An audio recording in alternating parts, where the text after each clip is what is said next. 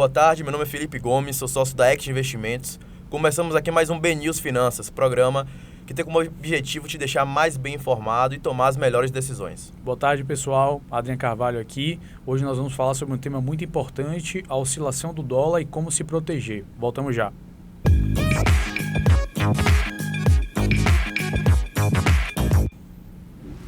Bom, como a Adrian falou, vamos falar do dólar, né? Como se proteger, como é que ele se comporta na carteira de investimentos e, mais importante, né? Como ele impacta as nossas vidas. Então, não sei se, Adrian, você passa por isso, mas no meu dia a dia é muito comum um cliente, né, que vai viajar para os Estados Unidos, por exemplo, perguntar: Felipe, eu compro o dólar agora, espero chegar mais próximo da viagem, compro daqui a 3 meses, familiares também. E essa é uma pergunta muito difícil, porque o dólar oscila muito, né? Os economistas fazem projeções, mas muitas vezes erram, porque existem diversas variáveis, né, Adrian, que impactam na cotação dessa moeda.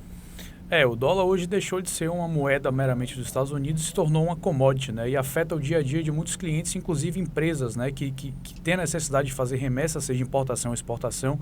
Afeta a nossa vida de várias formas, desde o preço de insumos a equipamentos, enfim, que são diretamente relacionados ao dólar, que afeta diretamente a margem desses empresários e dessas empresas, e também o preço do combustível, né? Que é um item que é composto na carteira do IGPM, que é um índice que mede a inflação e corrige o aluguel. Então, tem direto impacto nas nossas vidas. O telespectador pode estar pensando, né? Eu não invisto, não vou viajar, mas o dólar impacta nossas vidas. Como a Adrian falou, o preço do petróleo, consequentemente da gasolina, é em dólar, né? O IGPM tem uma influência muito grande, né? Sofre influência muito grande do dólar. O IGPM é quem corrige o valor dos aluguéis anualmente, normalmente.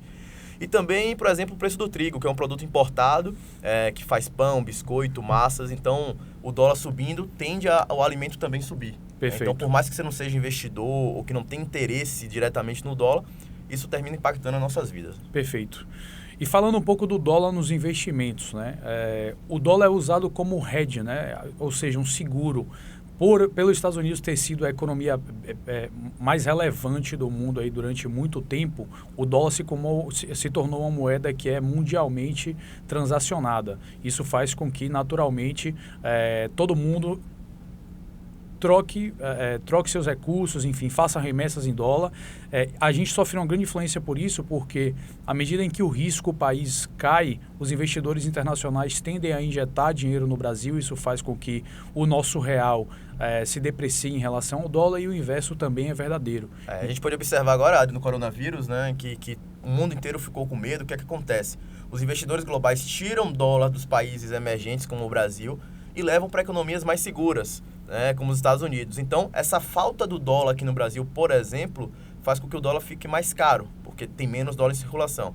Quando as coisas ficam mais calmas, o país fica mais previsível, atrai investimentos em dólar, entra mais dólar no país e, consequentemente, a cotação cai, né? Para a gente ter ideia como é que esse pânico foi aí no coronavírus, em 2020 o dólar fechou em alta de quase 30% no ano, tá? Começando ali de 4,2, 4,3 e finalizando próximo de 5,20, enquanto a nossa bolsa subiu aproximadamente 3%, né, e recuperou ali no final de dezembro.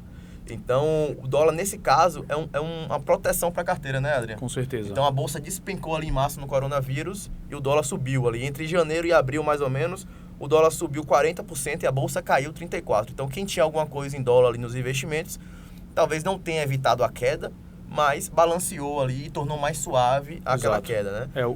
Só complementando também, os grandes investidores internacionais, eles enxergam o ativo mais seguro do mundo como o Tesouro dos Estados Unidos, né? Então, em movimento de fugida de risco, em movimento de busca de maior segurança, é uma tendência mundial que se retirem moedas dos países emergentes e até alguns desenvolvidos e façam um movimento de fuga para a qualidade, que a gente chama, que envolve comprar dólar e aplicar no tesouro. E o inverso é verdadeiro, que é o que a gente está vendo um pouco agora. Os investidores internacionais começando a aceitar o risco novamente, faz um movimento contrário, injeção de dinheiro nos países faz com que o dólar deprecie, mas claro, somado a diversas outras variáveis. Perfeito. Nessa figura que vocês estão vendo aí, na linha em vermelho, aí é o período de janeiro a abril, na linha em vermelho é o dólar e em azul é a nossa bolsa. Tá? Então observem aí o que eu falei há pouco, o dólar subiu enquanto a bolsa despencou aí no coronavírus. E nessa próxima figura que vocês estão vendo é a janela de 2020, tá? Não só de janeiro a abril. mas a mesma coisa. Em azul está o dólar. Vejam que ali em março, abril, ele dispara para cima e depois fica, apesar de estar oscilando bastante, fica um pouco de lado. E a nossa bolsa despenca em março e vai recuperando ao longo do ano, sendo que no final do ano aí ela conseguiu zerar as perdas e ficar levemente positivo. Perfeito. O dólar na nossa carteira de investimentos, ele tem um forte papel de diversificação e ele é importante porque ele diminui a oscilação. A gente se protege um pouco contra o risco doméstico, algum exemplo, algum ruído político, alguma coisa peculiar da nossa economia, a gente se blinda um pouco em relação a isso, porque se existe algum ruído político, a tendência é que o real se deprecie, ou seja, o dólar se aprecie. Quando a gente coloca um percentual em dólar na carteira, a nossa carteira fica mais robusta e diversificada. Qualquer sinal de estresse, o dólar sobe, né? A gente está Exato. acostumado a ver isso, então... seja por coronavírus, seja pela nossa política que é bem estável, é importante a gente estar diversificando. E tem algumas maneiras de fazer isso em relação aos investimentos, né? Como é que a gente vai investir em dólar? Necessariamente a gente precisa enviar dólar para os Estados Unidos, precisa mandar dinheiro para fora do país? Não. Né? Então, acho que o primeiro exemplo aí é fundo cambial. Perfeito. Né? Que são fundos que buscam aí seguir a oscilação do dólar, né, Adrian? Perfeito. Tem fundos internacionais que investem em economias fora do Brasil, mas que sofrem oscilação cambial também. Tá? Então, perceba que no primeiro ele busca só oscilação cambial, no segundo tem a oscilação do investimento propriamente dito, né? Ações, renda fixa, etc., mais a oscilação cambial. E o terceiro são ações de empresas exportadoras, né? Que tem receita em dólar, né? Uma exportadora, por exemplo, a Vale, né? Exporta minério e recebe em dólar.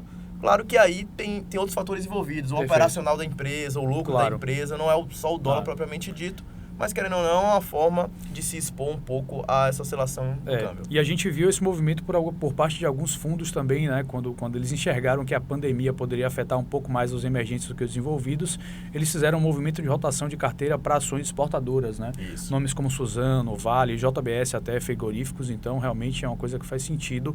E adicionaria também as BDRs, né? O veículo mais recente que a gente tem, basicamente, são títulos negociáveis no Brasil de ações internacionais, que também sofrem a oscilação cambial.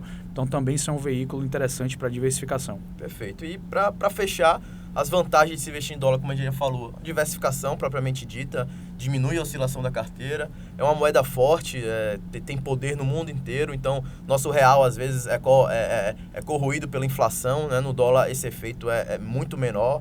Então, esse reconhecimento, né? Ter essa moeda forte na carteira é muito importante.